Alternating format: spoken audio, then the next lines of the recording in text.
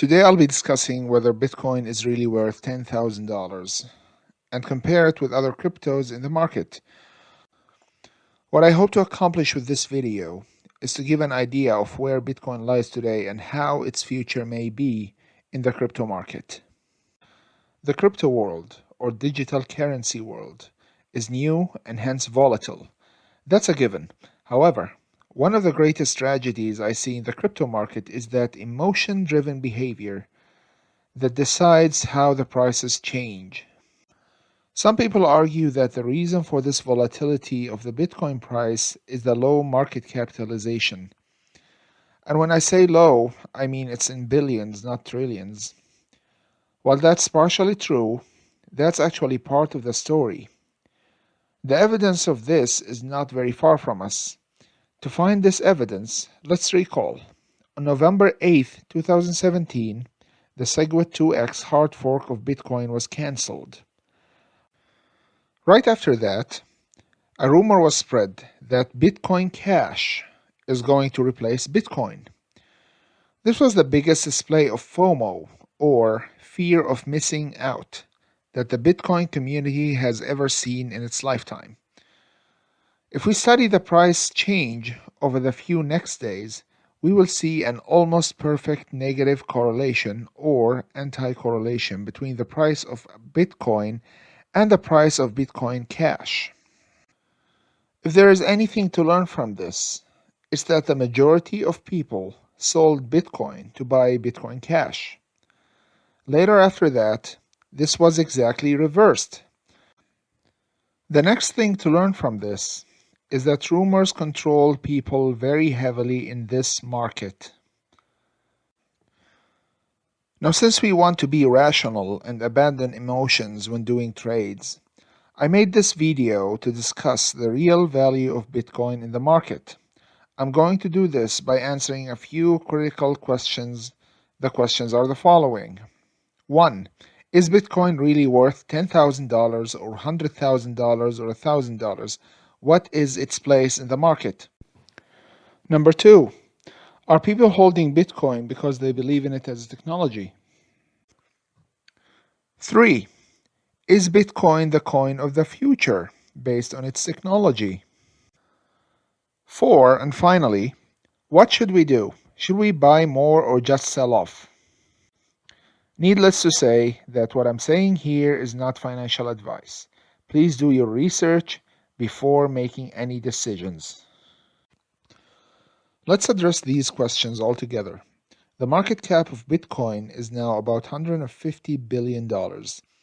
If you're not familiar with the market capitalization concept, a market capitalization is simply the number of coins or shares of some asset multiplied by its unit value. So, if you go to coinmarketcap.com, you'll find that the market capitalization of Bitcoin is $150 billion, which you can calculate by multiplying the circulating supply with one single coin's price. The market capitalization is a good tool to compare the total value of some asset with others. If we compare Bitcoin's market cap with the other top 10 cryptocurrencies, we find that Bitcoin's market capitalization is about 10 times better than the other cryptos. The following will be a response to the people who will jump in and say that Bitcoin is an awesome peer-to-peer payment solution. For those, I'd like to compare Bitcoin as a technology with some other cryptos that Bitcoin believers call shitcoins sometimes, just because it doesn't go in line with their agendas. In the following, I'll be making a shallow comparison between Bitcoin and Ethereum. 1. The block time, which is the average time required to mine a block. For those who don't know what mining a block is basically the data structure that gathers submitted transactions to be part of the blockchain, which is the ledger of all transactions. This is done by the so-called miners, who are paid by the system for their work. This affects the speed of confirming transactions because every new block is considered a confirmation for every transaction that happened before. In Bitcoin, a block time is 10 minutes per block, while in Ethereum, It's no longer than a minute. Number 2.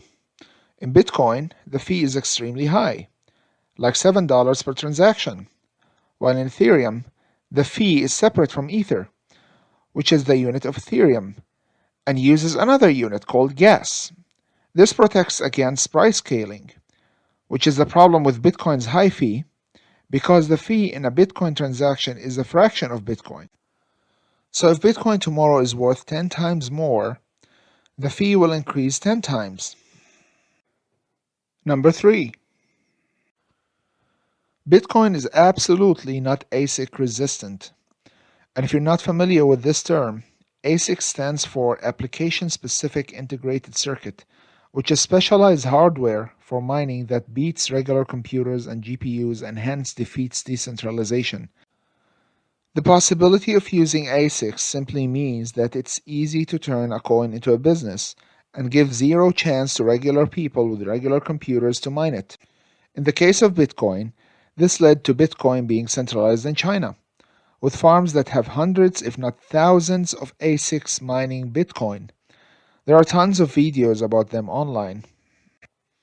In the case of Ethereum, it's relatively ASIC resistant, but unfortunately some ASICs were made successfully to mine Ether, although it wasn't that easy.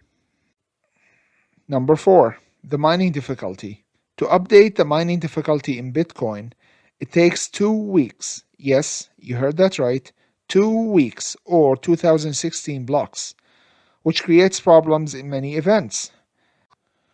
An example is the event of SegWit2x cancellation. At that time, many miners left Bitcoin to mine Bitcoin Cash because it was more profitable. Consequently, transactions took way too long because of this. In Ethereum, there is dynamic difficulty adjustment, and it doesn't take more than a few minutes to adjust difficulty. Number 5. Smart contracts. This may surprise you, but smart contracts exist in Bitcoin.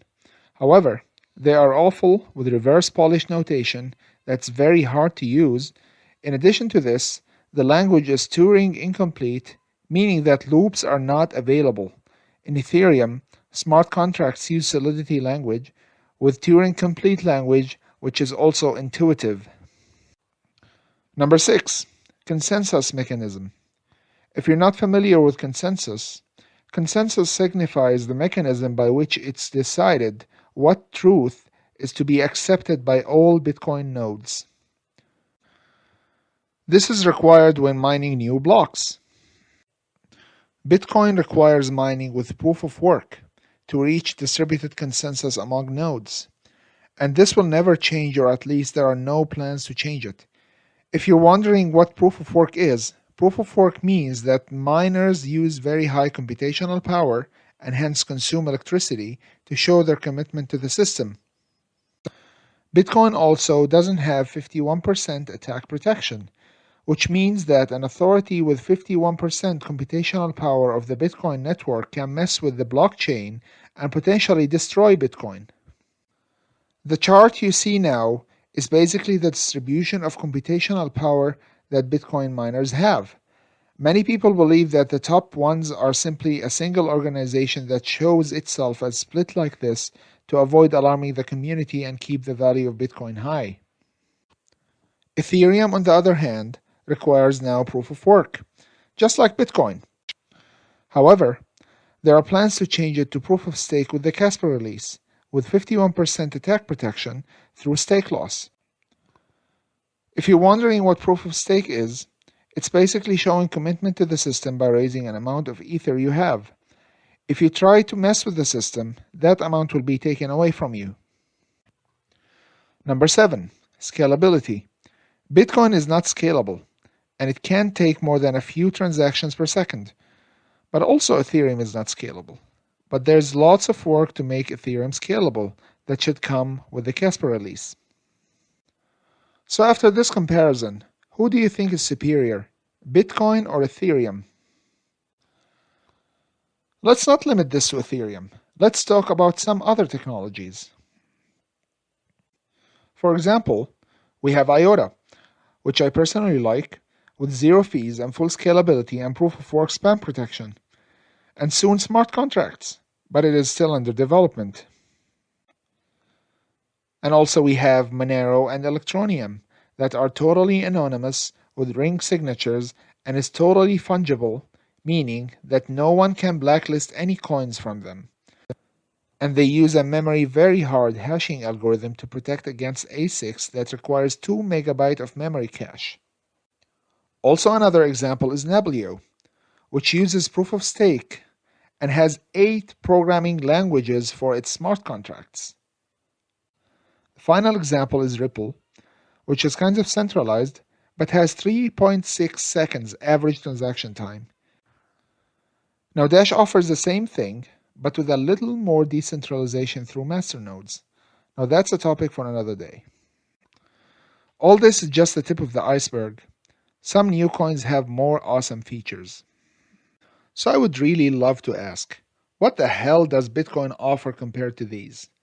Well, it offers only one thing: the brand name, Bitcoin. It's all about being called Bitcoin. It just has the first mover advantage, and its community has been fighting every other coin. This is basically what Bitcoin Cash is fighting for. They want to drop the cash and become the new Bitcoin and have that power, which is fake and temporary anyway. This is also why we see lots of forks from Bitcoin. It's just because it's free money. Bitcoin Gold and Diamond and Wood and Plastic and all these ridiculous names. And all of these are reaping the benefits of the Bitcoin brand. But other than that, Bitcoin compared to other cryptos, it's just like the first automobile ever invented compared to other modern cars that we see nowadays. Now my question to you is, would you pay 20 times more for a 100-year-old car? Well, maybe you're a collector, but when this very old automobile has a market cap of 10 times more than everything else, then something is really, really wrong. And this is what I'm trying to say in this video. Don't get me wrong, I'm not saying Bitcoin is useless.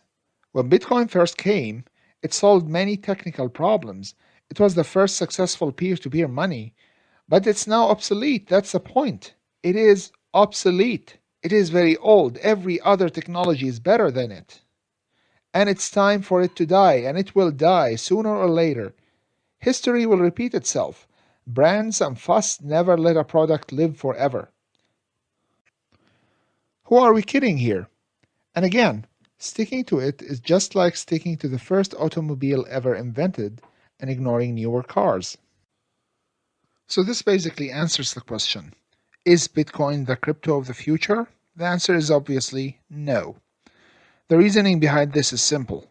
What would make Bitcoin a coin of the future would be having it adopted by the masses as the mainstream cryptocurrency. But do you really imagine this happening after everything we talked about?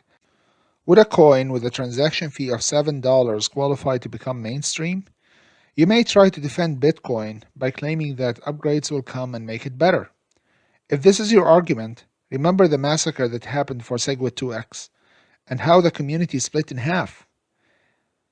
Imagine this kind of splitting happening every year for every little upgrade, where the opposing parties care only for their own profit, and they do have the power. For example, miners have to agree to everything. It's probably against their interest to reduce their transaction fee. Why would they agree to that? So after all this, do you really think this is a healthy project that can develop? I don't see how this can happen, especially that Bitcoin is centralized in the sense that the computational power is coming mainly from China. If I were them, I'd do everything in my power to keep everything as is, and of course, manipulate the market to increase the price, since I would have millions of Bitcoins at my disposal. If you think this is the same with other cryptos, you're wrong, simply because other cryptos have learned from Bitcoin. Okay, let's come to the conclusion. Does this mean that you have to just go and sell everything off? No, this is not what I'm saying. What I'm saying is, Bitcoin is a bad investment for long term, and actually it doesn't make any sense. I never bought Bitcoin except as a channel to buy other cryptos. This is because most exchanges trade Bitcoin primarily for other cryptocurrencies, such as Bittrex. But I never held Bitcoin, and I made lots of money with the return of investment reaching 1000%.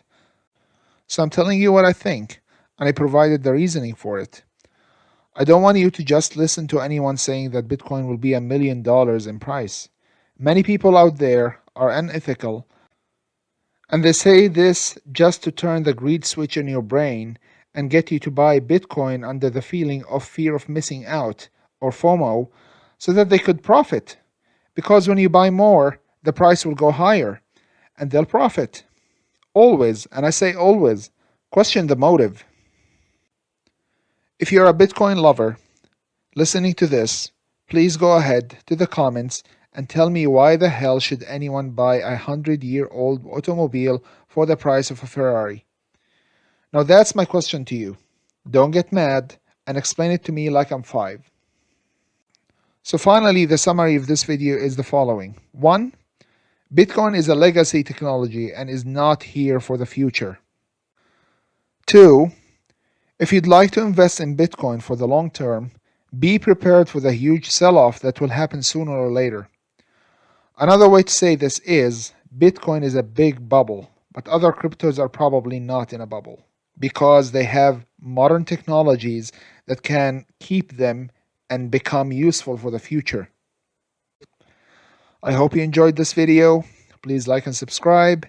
And if you don't like this video, please tell me in the comments why you think I'm wrong and why Bitcoin is better than every other technology I mentioned and why it should stay forever.